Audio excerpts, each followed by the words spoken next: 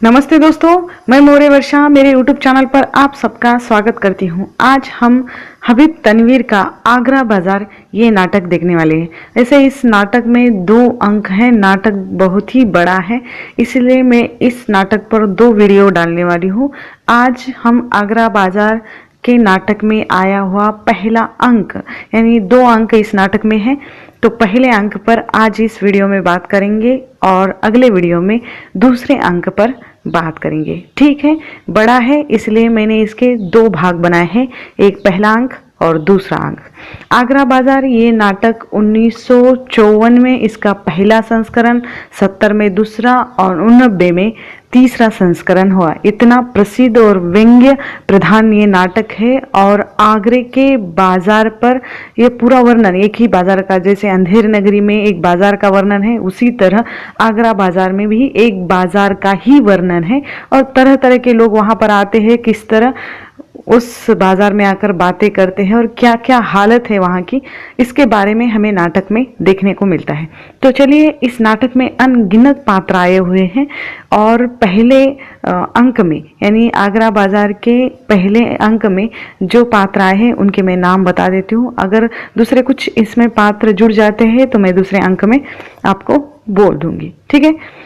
फकीर है, लड्डू वाला है, तरबूज वाला है, बर्फ वाला, ककड़ी वाला, कनमेलिया, पान वाला, मदारी, बर्तन वाला, शोहदा, हमजोली, शायर, तजकिरानवीस है जो मौलाना साहब है, उनका नाम है। ग्राहक है, बेंजीर है, लड़का है, देहाती लड़का है, और करीमन और चमेली जो किन्नर है ये भी है। दर्जी है वहाँ का, नवासी जो नज़ीर की एक छोटी सी नाती है, और भोलाराम का पंसारी है, लालाजी है, तमारखीन है। ठीक है, इतने सारे इसमें पात्र हैं, यानी बाजार में अनगिनत पात्र है। उन पात्रों का एक एक करके इसमें जैसे चरित्र उभर कर आता है। जो लड्डू वाला लड्डू बिकता है, तरबूज वाला तरबूज बेच रहा है, बर्फ वाला है, ककड़ी वाला ककड़ी बेच रहा है। लेकिन इस स्थिति को हमें नाटक में देखना है, इसका सार रूप में मैं आप लोगों को बता रही हूँ। और इस नाटक में क्या क्या है, वैसे ये फारसी उर्दू शब्द में मिश्रित नाटक की जो भाषा है, हिंदी नहीं है, कुछ उर्दू के कुछ जो फारसी के शब्द इसमें आते हैं। ठीक है। और इस नाटक का जो विषय है, इसमें बेरोजगारी का वर्णन है, शायरों के जीवन का वर्णन है, साहित्य प्रकाशन और बिक्री के प्रसंग पर उन्होंने व्यंग्य किया है, गरीबी, लाचारी और मजबूरी का चित्रण है, और व्यापारियों के दर्द की ये कथा है, हम ऐसे कह सकते। आगरा शहर के बाजार का अत्यंत सूक्ष्म रीति से लेखक ने वर्णन किया है। पुलिस की लापरवाही है, गैर वर्तणूक है, और फकीरों के उपदेश पर गीत भी हमें इसमें देखने को मिलते हैं।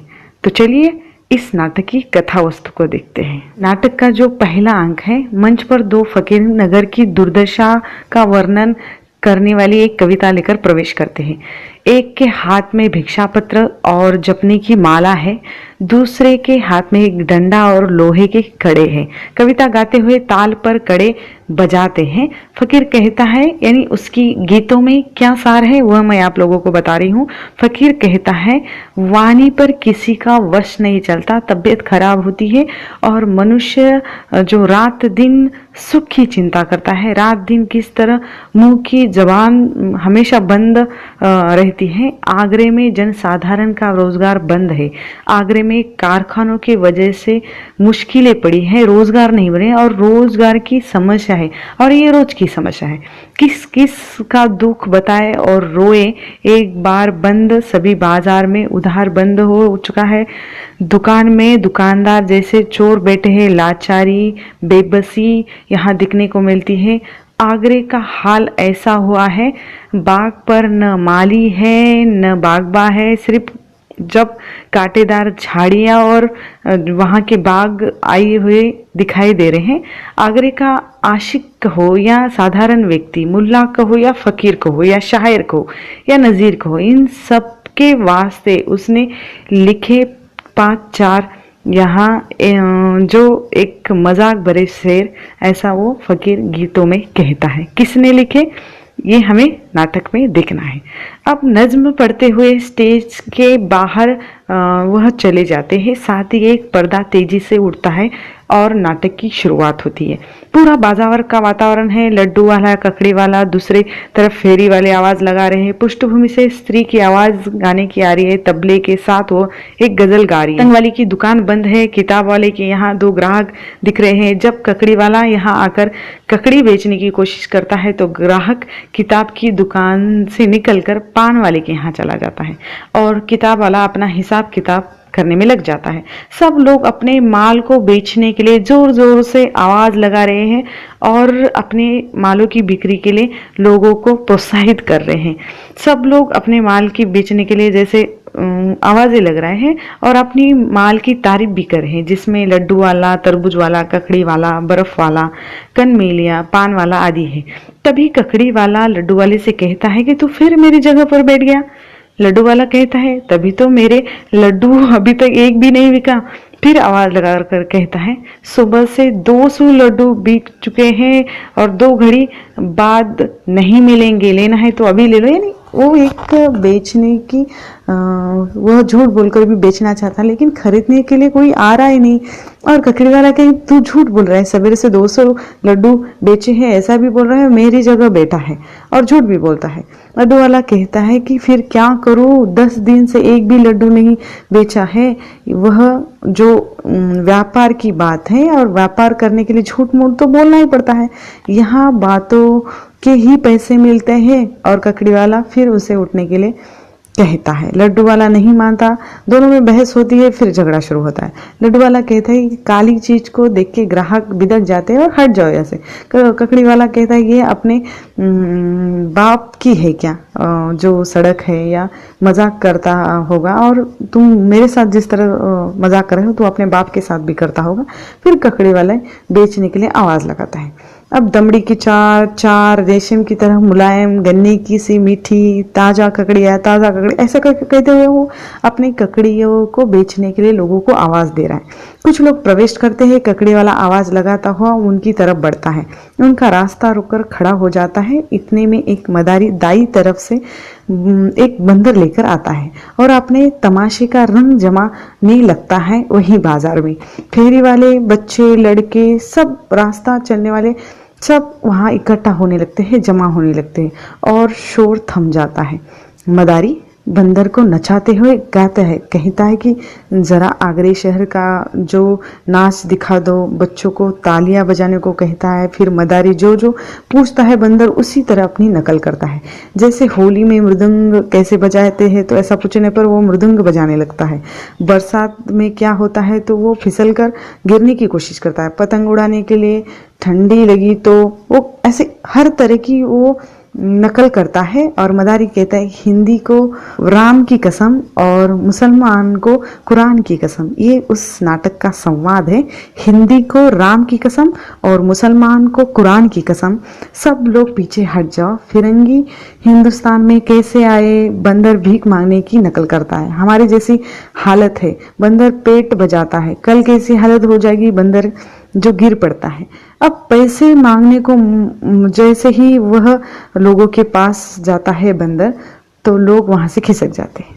फिर बाजार का वातावरण सब अपने अपने माल की तरफ आवाज लगाते हुए चले जाते हैं। सब लोग जाने के कारण मदारी नाराज होता है। फिर ककड़ी वाले के हाथ से टोकरा लेकर छीन कर फेंक देता है। सब ककड़ी वाला की ककड़ियां सब बिखर जाती है और कहता है बड़ा आया ककड़ी बेचने वाला, एक लकड़ी दूंगा तुम्हारी ककड़ी विकड़ी जो अब धरी की धरी रह जाएगी। यानी गुस्सा हो जाता है और ककड़ी दिखाकर सब लोगों को भगा दिया साले ने, ऐसा मदारी कहता है। और लड्डू वाला, तरबूज वाला उसे समझाने की कोशिश करते हैं कि क्या हुआ, ऐसे क्यों हमारे लोगों को भगा दिया। ककड़ी वाला कहता है कि मैं तो अपनी ककड़ी बेच रहा था, मैं कहाँ भगाऊं। तो लड्डू वाला कहता है कि अपनी कमाई तूने खुद नहीं की, उसमें छेद कर दिया है। आजकल लोग पैसे का नाम सुनते ही भाग जाते हैं, वह लोगों को क्यों भगाएगा। तरबूज वाला कहता है भगवान झूठ न बुलाए, 10 दिन से एक भी तरबूज नहीं बेचा। मदारी कहता है अभी वह आदमी हमको पैसे दे रहा था, इसने उसे ककड़ी दिखाई और वह वहां से भाग गया। वह कहता है कि ये कहाँ से उसे भागेगा। आजकल लोग पैसा देखते ही भाग जाते हैं, यानी पैसा मांगते ही। लोगों के पास खाने के लिए पैसा नहीं है तो तुम्हारा बंदर नाच देखकर वो पैसे कहाँ से देंगे, ऐसा वो कहता है। यानी उन सब में लड्डू वाले के, तरबूज वाले की, उस मदारी के साथ वह बहस छिड़ जाती है। ये रास्ता तुम्हारे बाप का है क्या, इस तरह वो बातें करते हैं। ककड़ी वाला कहता है कि लोगों के पास खाने के लिए पैसे नहीं तो तुम्हारा ये बंदर नाच और देखकर कौन पैसा देगा। फिर सब लोग मिलकर मदारी को वहां से निकाल जाने को, यानी निकाल देते हैं, निकाल जाने को कहते हैं। मदारी कहते हो जाता है कि क्या शहर आया है भाई। और फकीर फिर से गाते हुए आता है और उस गाने में वो कहता है कि पूछा है किसी ने यहाँ चांद सूरज किसने बनाए हैं। फिर फकीर ने कहा हमें तो चांद नजर ही नहीं आता, न सूरज नजर आता है, नजर आती है तो सिर्फ रोटियाँ। रोटी पेट में न हो तो कुछ भी नजर नहीं आता, और इच्छा भी नहीं होती कहीं वो देखे कि बाग हो या कहीं चमन हो, तो कोई कुछ नहीं। हमें जो कुछ नजर आता है तो वो रोटी। खुदा का नाम लेने के लिए भी हमारे पास समय नहीं, चाह कर भी हम खुदा का नाम, यानी जिसके पेट खाली हो, जिसके पेट में भूख लगी हो, वो कहाँ से भगवान का नाम। और रोटी ही ऐसा है कि जब भगवान की भी याद दिलाती कि हे भगवान हमारे साथ ऐसा क्यों किया।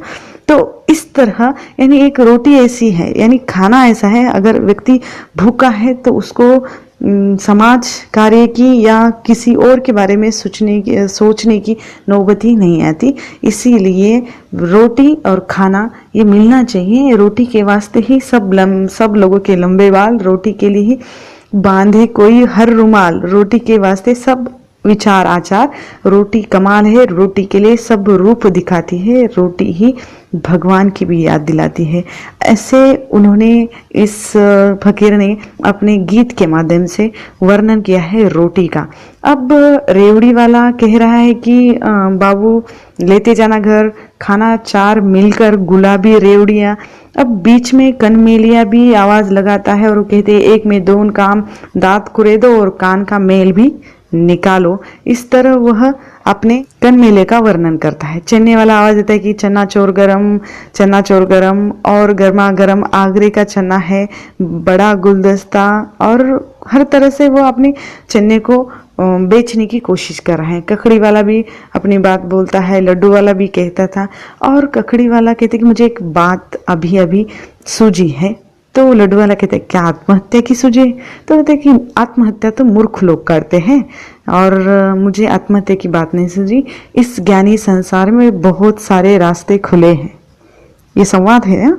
उस नाटक में वो कहता है ककड़ी वाला कि आत्महत्या तो मूर्ख लोग करते हैं, इस ज्ञानी संसार में बहुत से रास्ते खुले हैं। कौन सी बात सूझी है वो कहता है, और इस बात पर वह बहुत सारी बातें भी कहता है जो सोच नहीं सकते, वे समझ भी नहीं सकते। ककड़ी वाला बहुत कुछ बताता है लेकिन क्या सूझा ये नहीं बताता। फिर तरबूज वाला लड्डू वाला गुस्से में आ जाता है और उन दोनों में झगड़ा हो जाता है। अब झगड़ा इतना बढ़ता है, दोनों बहस करते हैं, एक दूसरे को गालियां देते हैं। और वहाँ के रेवड़ी वाला ककड़ी सब झगड़े के कारण लोग इकट्ठा हो जाते हैं। उन लोगों में एक गहमागमी होती है और उस वक्त बाजार में जो दूसरे लोग हैं उस मौके का फायदा उठाते हैं। रेवड़िया ककड़ी लड्डू सब लूटना शुरू कर देते हैं। अब झगड़ा जब बढ़ता है तो कुम्हार के यहाँ से 1-2 बर्तन भी टूट जाते हैं। लोग अपनी अपनी दुकानें बंद कर देते हैं। फकीर गाते हुए अंदर जाते हैं। जिस पर वह लाचारी गरीबी की जो नौबत आती है वही जानता है कि अपनी जान की परवाह भी नहीं कर सकता। एक हड्डी के पीछे जिस तरह अनेक कुत्ते लगते हैं, उसी तरह गरीबी अगर लाचारी आ गई तो एक रोटी के पीछे भी बहुत सारे आदमी भागेंगे। इस तरह का वो सार है उस गीतों में। और वो कहता है कि आज आदमी ही आदमी को खा रहा है, पैसा ही भारी हो गया है। रोटी से भरी थाली पर हर मनुष्य आ जाता है। गरीबी के कारण कितना भी अच्छा आदमी हो वह बुरे कर्म करता है। कोई भी हो उसे सब गधा कहने लगते हैं और इसीलिए वही जान सकता है जिस पर आ गुजरती है उसकी हालत वही बिगाड़ देती है। झगड़ा समाप्त होता है। बर्तन वाला कहता है कि मैंने तुम लोगों को समझाया था और एक दूसरे पर बिगड़ गई। अभी पहले तो ये मंदी और कुछ भी नहीं बेचा अभी तक, ऊपर से धंधे का टोटा हुआ। बर्तन वाले की 2 ठेलियां फोड़ दी तुम लोगों ने। अब ककड़ी वाला कहता है कि तुम्हारे पास तो और होगी, मेरा तो दिवाला निकल गया। अब जितनी भी मैं ककड़ियाँ लेकर आया था सब उधार की थी, पहले ही बारिश के कारण ककड़ियाँ बर्बाद हो गई थी। आज 4 आने का उधार लेकर आ गया और इसमें से आधा साफ हो गया। अब लड्डू वाला कहता है तुम्हारे वजह से ही झगड़ा शुरू हो गया। तरबूज वाला कहते हैं कि अभी उसे छेड़ना बंद करो, नहीं तो हमारे पास जो कुछ अभी शेष है वही भी चला जाएगा। और उसे चुप रहने के लिए कहता है तरबूज वाला। फिर शोधे यानी एक शोधा वहां से गुजरता है, एक नाम है लड़के का, एक व्यक्ति का बोल सकते हैं हम, वहां से गुजरता है। ककड़ी वाला उसे मियाँ मियाँ कहकर रोक देता है और पूछता है कि आप शायरी करते हैं? शोधा कहते हैं कि अभी तक तो नहीं की। शोधा कहते हैं कि किस पागल के बीच में मैं पड़ा, और कहता है कि मुझे ककड़ी वकड़ी लेना है। और वो शायर हमजोली उसको साथ लेकर चला जाता है। अब ककड़ी वाला जो शायर आता है, ककड़ी वाले के बाद शायर को भी वो पूछता है कि आप शायरी करते? और ककड़ी वाला फिर उसको कहता है कि आप मेरे इस ककड़ी पर 1-2 शायरी कर दीजिए या शेर कर दीजिए, तो मेरी ककड़ी बेचेगी तो मैं सारी जिंदगी भर आपको दुआएं दूंगा अगर आप मेरी ककड़ी पर शायरी करवा दोगे तो। सुबह से शाम तक फेरी लगाता हूँ लेकिन कई हफ्ते हुए एक भी बिक्री नहीं। यानी हालत किस तरह है इस नाटक में आप देख सकते हो कि 15-15 दिन से लोगों का माल ही नहीं बिका है और इस वजह से लोग परेशान हैं, खाने के लाले पड़ चुके हैं उन्होंने और भूख के कारण भी तड़प रहे हैं। इस तरह की हालत है। एक व्यंग्यात्मक है, एक स्पष्ट भाषा में उन्होंने नहीं कहा, लेकिन नाटककार ने इनके संवादों के माध्यम से ये स्पष्ट किया है कि इनका माल नहीं बिका तो ये घर पर लेकर क्या जाएंगे और सब परिवार भूखे ही उनको रहना पड़ेगा और भूख के कारण व्यक्ति ज़्यादा देर तक नहीं रह सकता, इसलिए वो कहता है और शायरी करने की विनती उस शायर से ककड़ी वाला कर है। मुझे नहीं चाहिए आपकी ककड़ी विकड़ी, मैंने, और हंसने लगता है। मेरी क्या हकीकत है, मैं कहाँ से शायरी करूँगा, तुम कहो उस्ताद से, वो लिखवा देंगे तुम्हारे लिए। हमजोली कहता है कि क्या बात है। शायर कहता है कि इन्होंने कहा है कि हमारे ककड़ी पर कुछ शेर या शायरी करवा दो, तो वो दोनों हंसते रहते, हंसते हंसते आगे चले जाते हैं। फिर वहां से वो गवार कहते हैं उस व्यक्ति को, बहुत सारे ये उस्ताद का नाम बताया और कहा तो मैं वहां आपको पहुंचा दूं। ये शायर कहता है कि मैं आपकी बात उनसे करवाता हूं और जिस आदमी के मस्तिष्क में ये बात आ सकती है कि माल पर शायरी करनी चाहिए, तो वो गवार कहाँ से हो गया, ऐसा भी व्यंग्य किया गया है। अब उस्ताद के दरबार तक पहुंचने का रास्ता भी बताएंगा, ऐसा वो कहते हैं। हमजोली तैयार होते हैं। उस्ताद ने चाहा तो कहीं जर्रे का सूरज बना दे और ककड़ी वालों को लगता है ये मजाक कर रही। शायर कहता है कि हमारे बस का ये नहीं है, कहकर हंसते हुए किताब वाले की दुकान की तरफ बढ़ जाते हैं। बीच में तरबूज वाला रोककर, तरबूज ठंडा है तरबूज ले लो, तरबूज कलेजे की ठंडक, आंखों की तेरी गर्मी की जान, जिगर की प्यास बुझाने वाला, ऐसा वो बहुत सारी तारीफ करता है अपनी तरबूज की और तरबूज लेने की। वो कहता है कि तुम्हारे तरबूज तो आप बेचने वाले या बिकने वाले नहीं है भैया, तुम भी अपने तरबूज के लिए किसी मिर्जा या मीर साहब से कहकर कुछ शेर लिखवाओ, फिर हम खरीद लेंगे तुम्हारा तरबूज। और हंसकर आगे बढ़ जाते हैं। तरबूज वाला और लड्डू वाला फिर उस ककड़ी वालों का मजाक उड़ाते हैं। शायर किताब वाले के दुकान पर जाते हैं, वहां उनकी शायरी और मीन साहब पर चर्चा होती है। मीन साहब की उम्र 80 के ऊपर हो गई है। हमजोला आगे कहता है उन्होंने क्या क्या नहीं देखा, शहर का अजीबो गरीब बेवफाई देखी, घर छोड़ा, वतन छोड़ा, दिल्ली छोड़ी, एक जमाने की बात है। और बहुत सारे हमले देखे, अफगानों, राजपूतों, जाटों, मराठों के युद्ध देखे। अब लखनऊ में है फिरंगियों यानी अंग्रेजों की तबाही देख रहे हैं।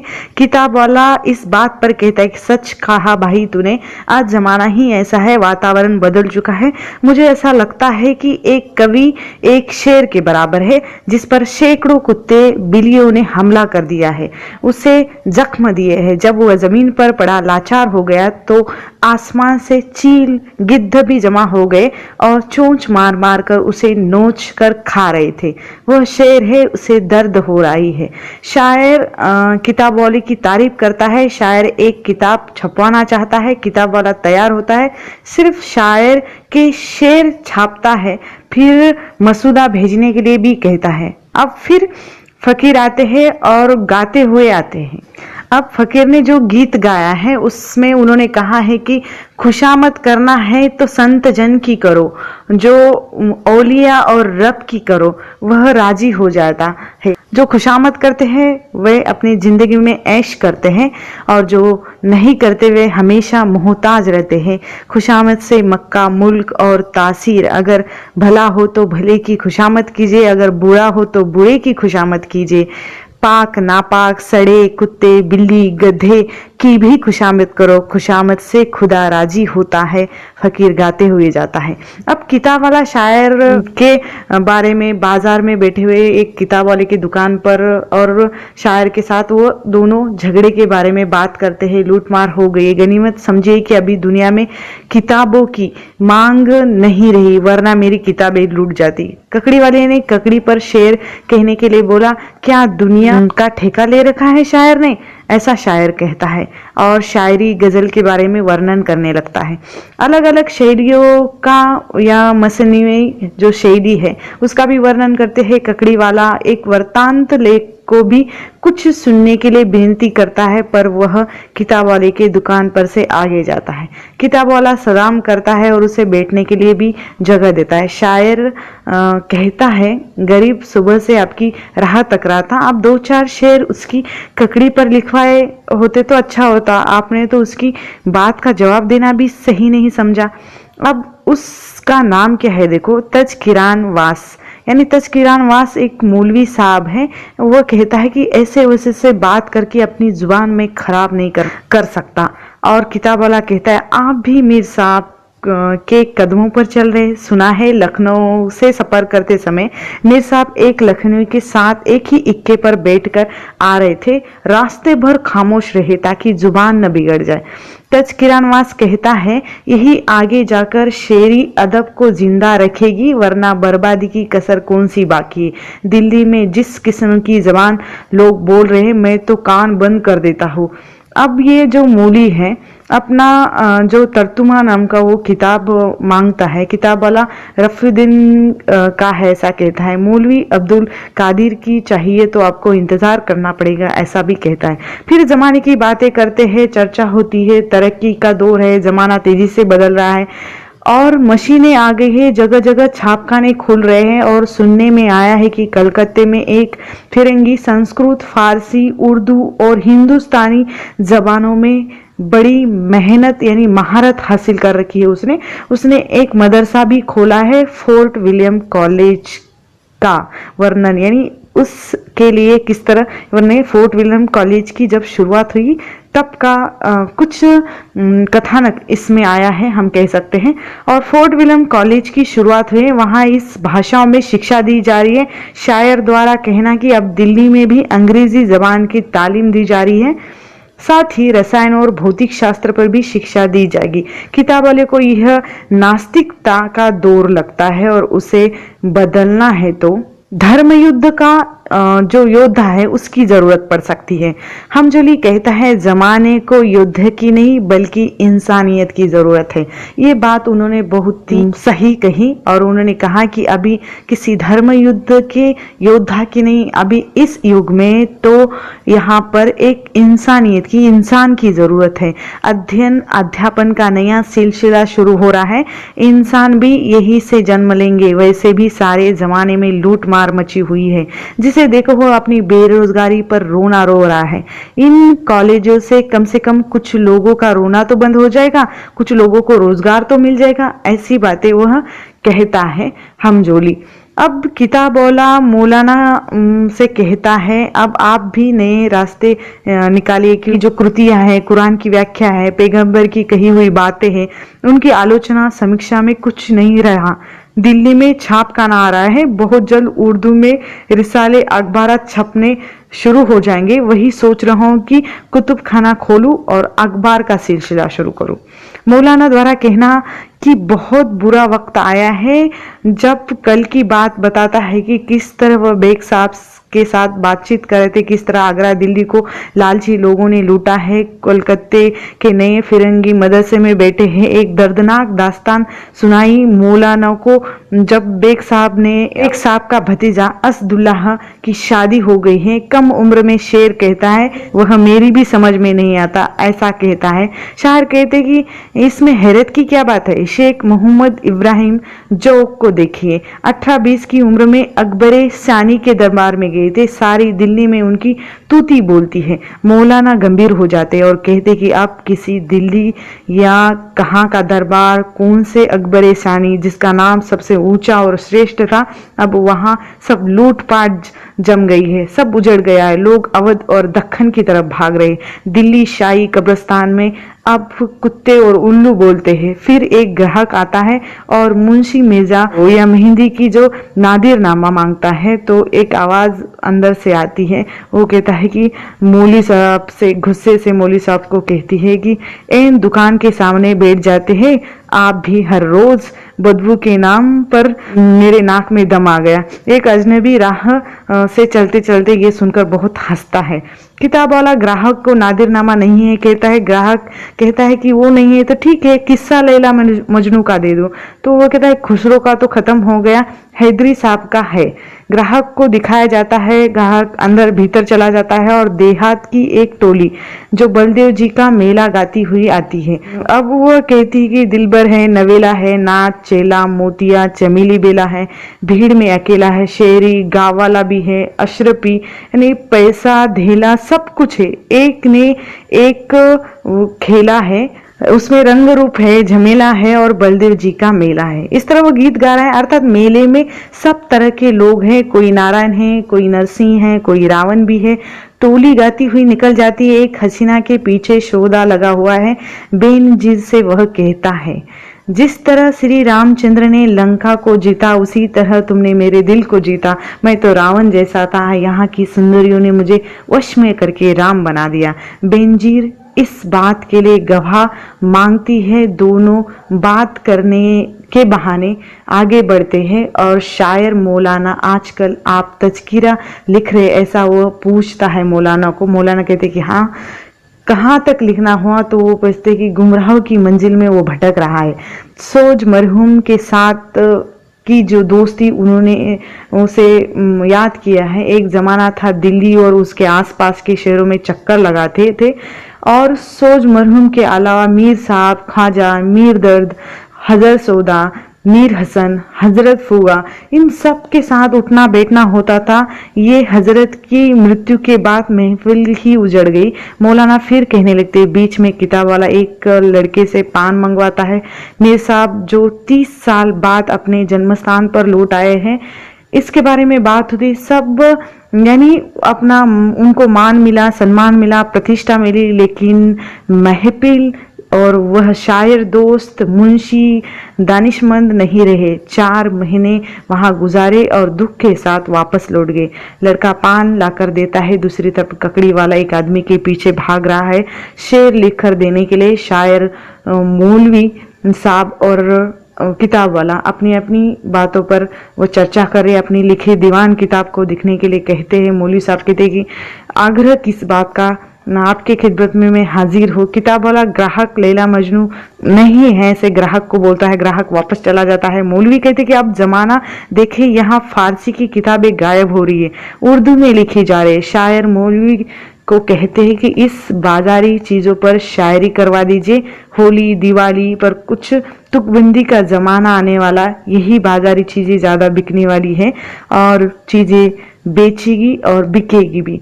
ककड़ी वाला थक चुका है, धीरे धीरे आवाज लगाते हुए वहां जाता है उसके पीछे, और कुंभार के यहाँ कुछ लोग जमा हुए हैं। वहां से कुछ किन्नौरी की टोली आती है जिसमें करीमन और चमेली भी है। दर्जी रामू को आवाज देता है, तब रामू दुकान से बाहर आता है। वह किन्नौरों को हकाने की बात करता है, तब चमेली उसे बहुत कुछ सुनाती है उसकी भाषा में। किन्नर गाते हैं। रामू कहता है कि सीटियां मारना बंद कर दो, गाना है तो कुछ धार्मिक गाने गाओ और सब किन्नर गाते हैं कृष्ण का बाल वर्णन या बचपन का वर्णन उस गीतों में किन्नरों के माध्यम से किया जाता है। अपने गाने के माध्यम से वो सब गाना सुना रहे हैं। जब दरोगा आता है, किताब वाले के दुकान पर दंगा फसाद के बारे में पूछताछ करता है। किताब वाला ककड़ी वाले का नाम देता है, लेकिन दरोगा सबको 1-1 रुपए जुर्माना भरने के लिए कहता है। किताब वाला दरोगा की खिदमत भी करता है। एक आदमी के वजह से सबको जुर्माना भरना पड़ रहा है। इस पर दुकानदार नाराज होते हैं। नवासी एक लड़की है। किन्नौरे ने गाया हुआ गाना वह गाती हुई भोलाराम पंसारी के दुकान पर आती है।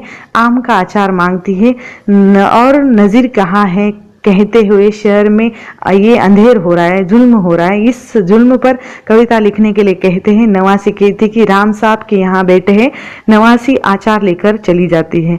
हमजोली की शायर और मौली साहब के साथ चर्चा हो रही, तभी हमजोली पूछता है कि जो मियाँ नजीर है आपके नजर में उनका क्या स्थान है। मौलवी कहते कि आदमी अच्छा है, खुश मिजाज है, प्रसन्न चित्त है, हर व्यक्ति से हंसकर मिलने वाला है, किसी का दिल दुखाने वाला नहीं है। शायद दुनिया में ऐसा दूसरा शख्स मिल सकता है।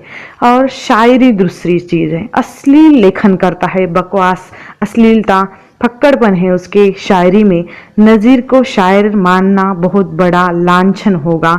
नवासी फिर आकर आचार वापस करती है। वापस क्यों करती है ऐसा पूछने पर वो उस नजीर ने लिखा हुआ एक शेर उनको देती है और वो हंसते हुए भाग जाती है। बर्तन वाला और दूसरे दुकानदार उसको पढ़ते हैं और आचार चूहों का, जिस तरह उस शेर में आचार चूहों का वर्णन किया, इस पर जोर जोर से हंसने लगते हैं। इससे यह स्पष्ट होता है कि कितने दिनों से आचार बिका नहीं तो उसमें चूहे जो घुसने लगे। शेर सुनकर शायर, मौलवी, किताब वाला नजीर के काव्य के स्तर पर चर्चा करते हैं।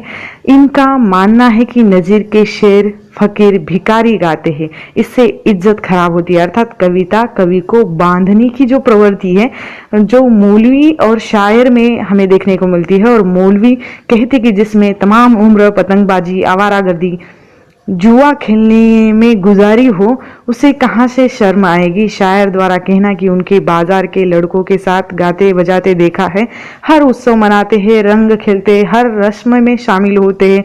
किताब वाले के मतानुसार शेर अगर सड़क पर भीख मांगने वाले गाते फिरेंगे तो वो शेर कहाँ से रह गया, यानी वह तो शायरी की दुनिया पर जुल्म जैसा होगा।